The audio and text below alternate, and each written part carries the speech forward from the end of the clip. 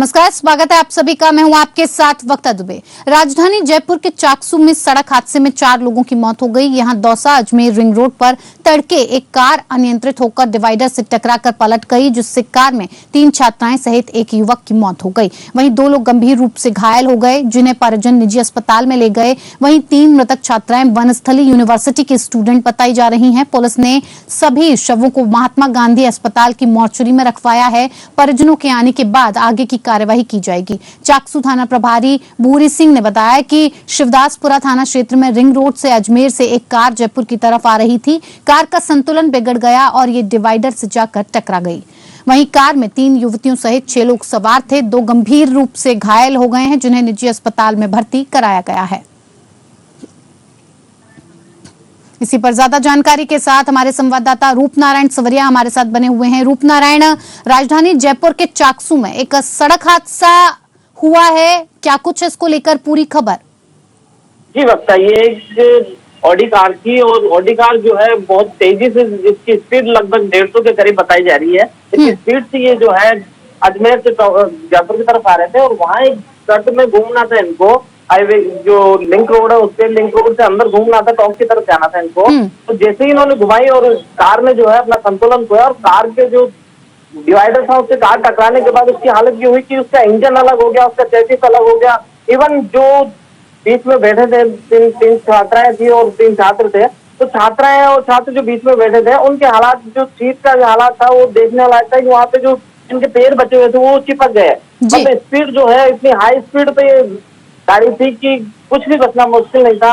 इस गाड़ी का इंजन टूट के अलग हो गया, सारी गाड़ी का जो है तहस नहस हो गई। जी रूपनारायण, आप बने रहिए हमारे साथ, आगे भी आपसे चर्चा का सिलसिला जारी रखेंगे। झालावाड़ में पूर्व मुख्यमंत्री वसुंधरा राजे का तीसरे दिन भी कार्यकर्ताओं से मिलने का दौर जारी रहा। 5 दिवसीय दौरे पर पूर्व मुख्यमंत्री यहां पहुंची हैं। यहां सुबह से ही लोगों की भीड़ जमा रही। इस दौरान कार्यकर्ताओं ने बताया कि पूर्व मुख्यमंत्री ने पारिवारिक हालचाल जाने और संगठन को लेकर भी चर्चा की। डाक बंगले में सुबह से ही कार्यकर्ताओं के साथ चर्चाओं का दौर शुरू हो गया है, जो दोपहर तक जारी रहा। इस दौरान सुनील पिड़ावा क्षेत्र के बूथ कार्यकर्ताओं, पंचायत अध्यक्ष, पन्ना प्रमुख के साथ शक्ति केंद्र प्रभारी, मंडल अध्यक्ष के साथ संगठनात्मक चर्चा की गई। जिले भर से आए भाजपा कार्यकर्ताओं का नेता डाक बंगला परिसर में अलग अलग जगह बैठकर मिलने का इंतजार करते रहे। इस अवसर पर कई कार्यकर्ता अपनी समस्याएं लेकर भी पहुंचे और इसके बाद वो झालरा पाटन के लिए रवाना हो गए। और इस अवसर पर सांसद दुष्यंत सिंह, जन अभाव अभियोग निराकरण समिति के पूर्व अध्यक्ष श्री कृष्ण पाटीदार, सभापति संजय शुक्ला, प्रकाश वर्मा समेत कई जनप्रतिनिधि मौजूद रहे। उल्लेखनीय है कि विधानसभा चुनाव से पहले लोगों से मिलने के कार्यक्रम का ये दौरा महत्वपूर्ण माना जा रहा है। राजस्थान में दिसंबर में चुनाव प्रस्तावित हैं।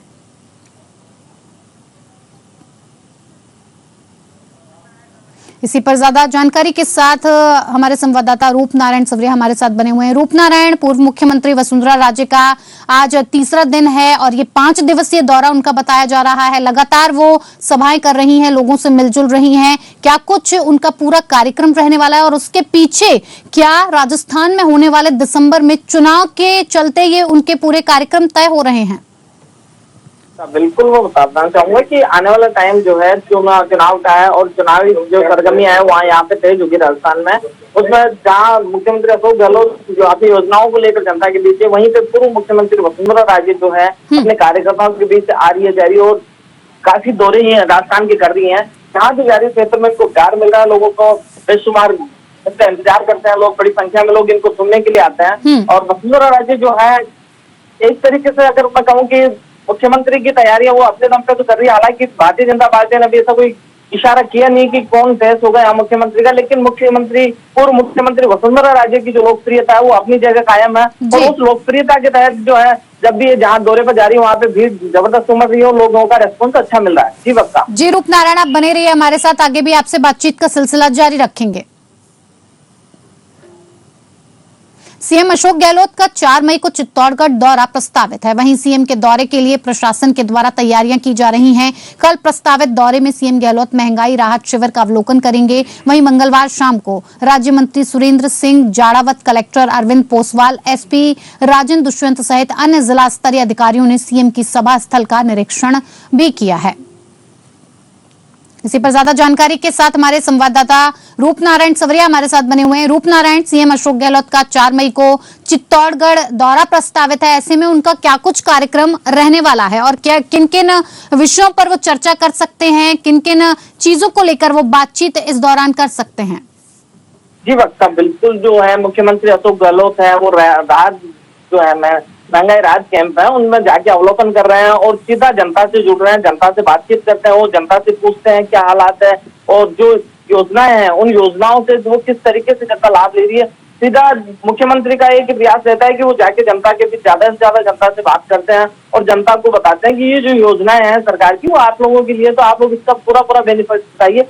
इनके यहाँ जाने से जो क्षेत्र में है, क्योंकि हर डिस्ट्रिक्ट में अब ये लग रहे हैं राजस्थान में कैंपों में ये जा रहे हैं और वहाँ अवलोकन कर रहे हैं कि किस तरीके से लोगों को सहायता दी जा रही है। लोगों की जो है गर्मी का हालात है, गर्मी के हालात में जो व्यवस्था है वो कैसी होती है। मुख्यमंत्री खुद जाते हैं तो वहाँ के जो कार्यकर्ता है, वहाँ के लोकल स्थानीय कार्यकर्ता है, उन पर अति उत्साह होता है। उत्साहवर्धन कार्यकर्ता भी वहाँ पे काम करता है।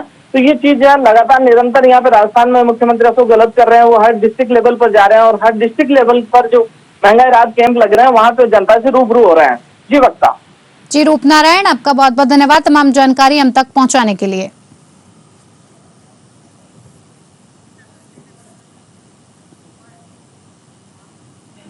स्पीकर ओम बिरला अपने संसदीय क्षेत्र कोटा बूंदी के दौरे पर पहुंचे। यहां उन्होंने बिरला महावीर दिगंबर जिनबिंब पंच कल्याणक प्रतिष्ठा महोत्सव में शिरकत की। कुन्हाड़ी में यह कार्यक्रम आयोजित किया गया। स्पीकर ने महावीर स्वामी की शिक्षाओं पर चलने का संदेश दिया। उन्होंने कहा कि महावीर स्वामी की शिक्षाएं आज सैकड़ों वर्ष बाद भी प्रासंगिक हैं। उनकी शिक्षाओं पर चलते हुए जैन समाज शांति और सेवा भावना को प्रोत्साहित कर रहा है। भगवान महावीर के विचारों को आत्मसात करना संपूर्ण विश्व के लिए कल्याणकारी है।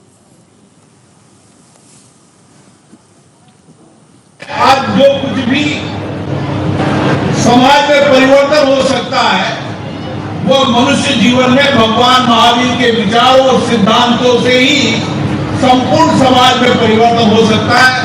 केवल जैन समाज के विचार नहीं है, भगवान महावीर के विचार तो पूरी दुनिया, पूरे समाज के लिए। अब मैं एक एक विचार की व्याख्या करने लगूंगा तो मुझे लगेगा कि मैं उनको शब्दों में, विचारों में, दुनिया में कोई नहीं बांध सकता। लेकिन भगवान ने अगर मनुष्य जीवन दिया है, उनके विचारों के कुछ अंशों को भी हम जीवन में आत्मसात करेंगे तो इससे बड़ा पुण्य का काम हमारे लिए नहीं हो सकता, हमारे जीवन के लिए नहीं हो सकता।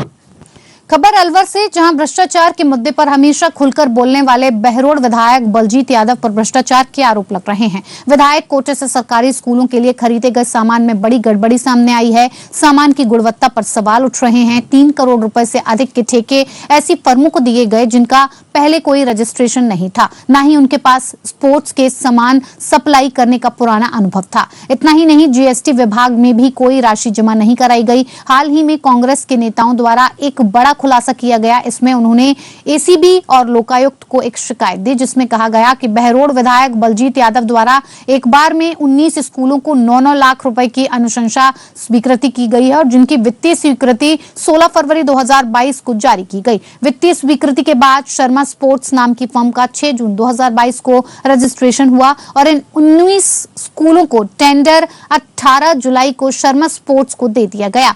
ये राशि लगभग 1 करोड़ 71 लाख है। शर्मा स्पोर्ट्स को सबसे बड़ा टेंडर मिला है। उसका मालिक नवीन कुमार है, जो जयपुर में विधायक के शोरूम में काम करता है। वहीं जो सामान सप्लाई किया गया वो घटिया क्वालिटी का है, जबकि उसकी कीमत कई गुना अधिक है।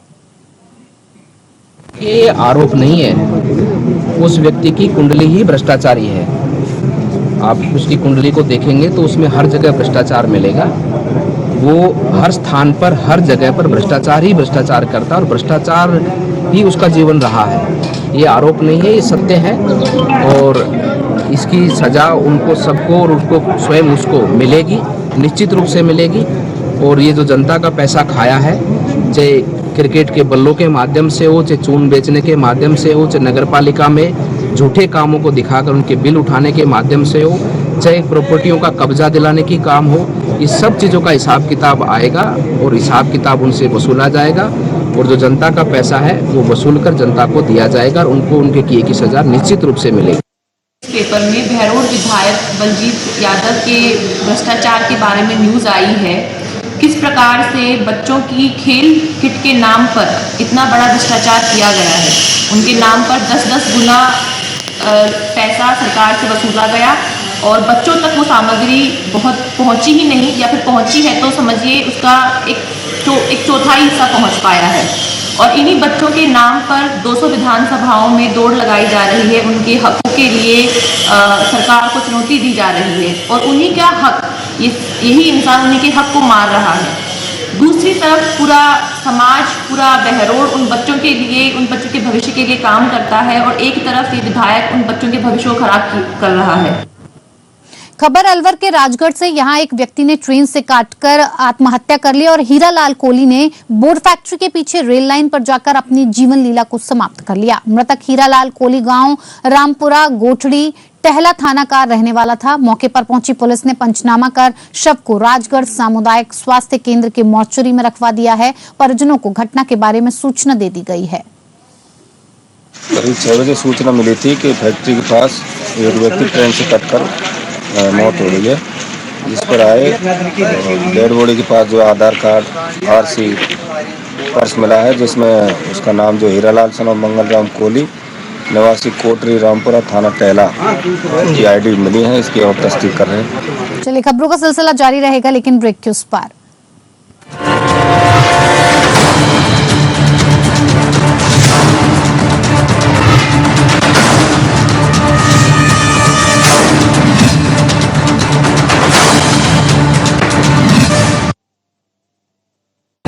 Medical facilities are being provided to the people, thousands of people across the world. There are lots of websites.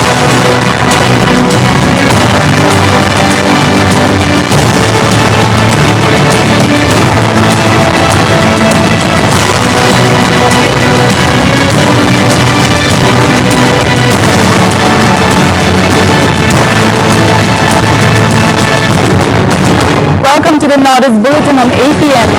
And welcome to Nordis Bulletin on APN.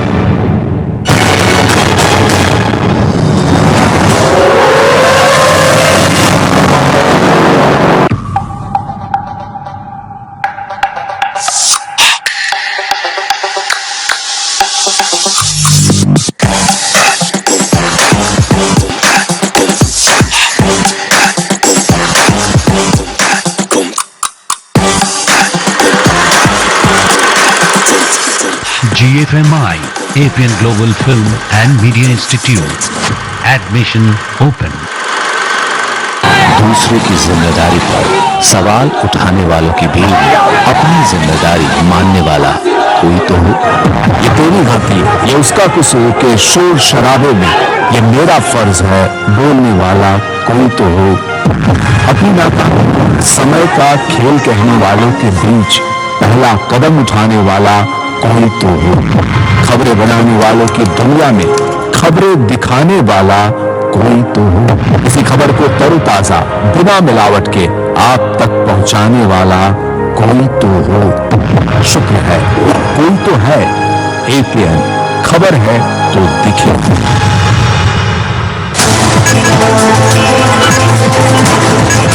बात जब खबरों की तो सिर्फ बातों से विश्लेषण नहीं, तह तक जाना है देश की बात।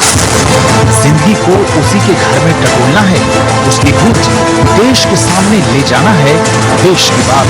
किसके इशारे पर लग रहे हैं नारे, क्या है ये जनता की आवाज?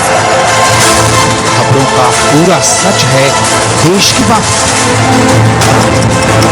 130 करोड़ का देश है, बात तो होगी ही। नमस्कार, देश की बात के साथ मैं हूँ आपके सामने राजश्री।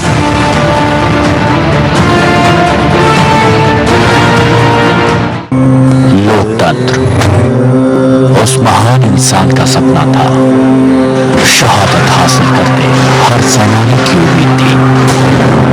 उस लोकतंत्र ने अपने वजूद के लिए जंगी भी अपने खुद के घर आपातकाल भी देखा। उच्चतम आंदोलन से 16 साल की भूख हड़ताल तक, आजादों से लेकर बहती समाज की दीवार तक,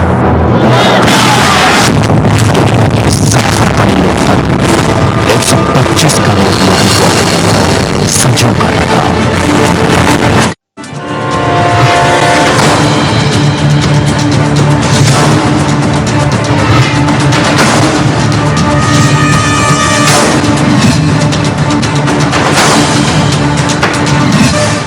ब्रेक के बाद एक बार फिर से आप सभी का बहुत बहुत स्वागत है। सिरोही में आबू रोड नगर पालिका क्षेत्र की महिलाओं ने मनरेगा में पिछले 3 महीने से मजदूरी का भुगतान नहीं होने पर धरना प्रदर्शन किया। इस दौरान महिला ने नगर पालिका के गेट को भी बंद कर दिया। धरना प्रदर्शन में महिलाओं ने नगर पालिका प्रशासन के खिलाफ जमकर नारेबाजी की। धरना प्रदर्शन में शामिल होने आई महिलाओं ने कहा कि पिछले 3 महीने से भुगतान नहीं हुआ है और इसके साथ ही उन्हें मजदूरी के लिए एक वार्ड से दूसरे वार्ड में भेजा जा रहा है, जिसके चलते उन पर आर्थिक भार भी आया है। अब तक मजदूरी का भुगतान नहीं होने पर घर चलाने में भी मुश्किलों का सामना करना पड़ रहा है।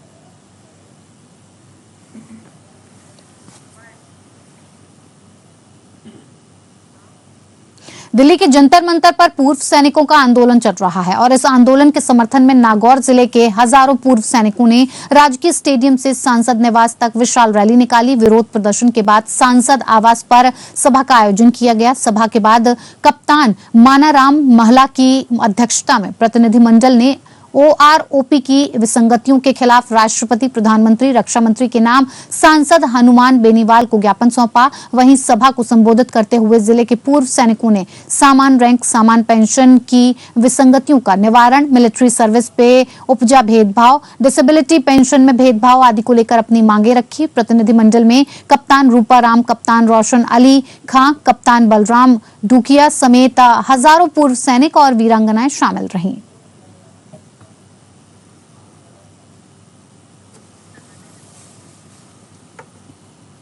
अलवर में अरावली थाना पुलिस ने मोबाइल छीनने वाले गैंग का पर्दाफाश किया है। अतिरिक्त पुलिस अधीक्षक सुरेश खींची ने बताया कि ये गैंग राहगीरों के मोबाइल छीनने का काम करता है। वहीं चीन के नए मोबाइल्स को खरीदने वाले गिरोह के 6 बदमाशों को गिरफ्तार किया गया। एक नाबालिग को भी निरुद्ध किया गया है। साथ ही 20 मोबाइल फोन बरामद किए गए हैं। आरोपियों की गिरफ्तारी के बाद पुलिस पूछताछ कर रही है। हाल ही में मोबाइल छीनने की घटनाएं हुई है, उनको गंभीरता से लेते हुए एसपी साहब ने एक मेरे और सीओ ग्रामीण के नेतृत्व में और SHO अरावली बिहार, आपका ये साइबर सेल और DST टीम के द्वारा कार्रवाई करने के निर्देश प्रदान किए गए। इस निर्देशन पर टीम के द्वारा कार्रवाई की गई है, जिसमें हमने 7 व्यक्तियों को गिरफ्तार किया है और उनसे लगभग 20 मोबाइल हमने बरामद किए हैं। ये और इनसे लगभग 11 वारदातें जो हमने अभी तक शहर की घटनाएं उनको ट्रेस किया है।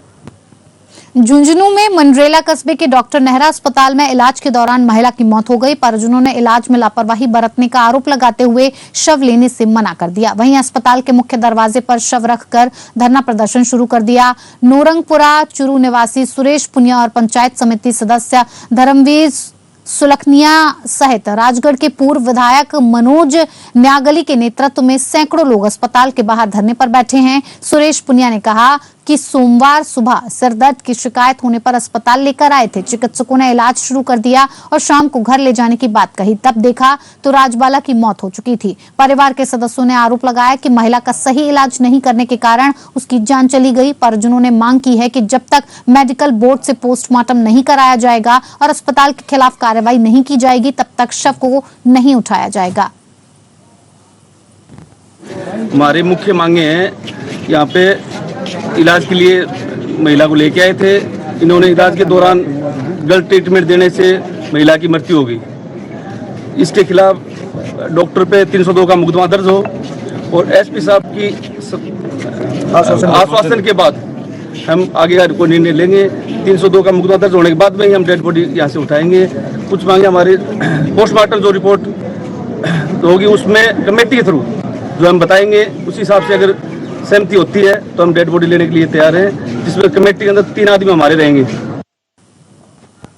विश्व अस्थमा दिवस पर झुंझुनू के सबसे बड़े भगवान दास खेतान अस्पताल में शिविर लगाया गया। शिविर में अस्पताल के डॉक्टर्स ने आम लोगों को अस्थमा से बचने और उसके इलाज के लिए सलाह दी। अस्पताल के फिजिशियन डॉक्टर कैलाश राहड़ ने संदेश देते हुए कहा कि अस्थमा के बारे में जो भी भ्रांतियां फैलाई गई हैं उनसे बचें। ये कोई इतनी बड़ी बीमारी नहीं है जिसका इलाज ना हो सके। अस्थमा को लेकर कई टिप्स डॉक्टर कैलाश राहड़ ने मरीजों को दिए। वहीं डॉक्टर कैलाश राठौड़ ने अस्थमा से जो मरीज ठीक हुए हैं उन्होंने ये भी संदेश देते हुए कहा कि इसका इलाज पूरी तरह से संभव है, बशर्ते कि आप सही चिकित्सक से राय लें और अपना इलाज करवाएं। डॉक्टर साहब ने बताया विश्व अस्थमा दिवस प्रत्येक वर्ष मई माह के प्रथम मंगलवार को मनाया जाता है, जो इस बार 2 मई को मनाया जा रहा है। विश्व अस्थमा दिवस मनाने के पीछे इसका मुख्य कारण है लोगों के बीच में, आम जन के बीच में अस्थमा के बारे में जानकारी पैदा करना, इसके बारे में जो भ्रांतियाँ फैली हुई हैं उनको मिटाना।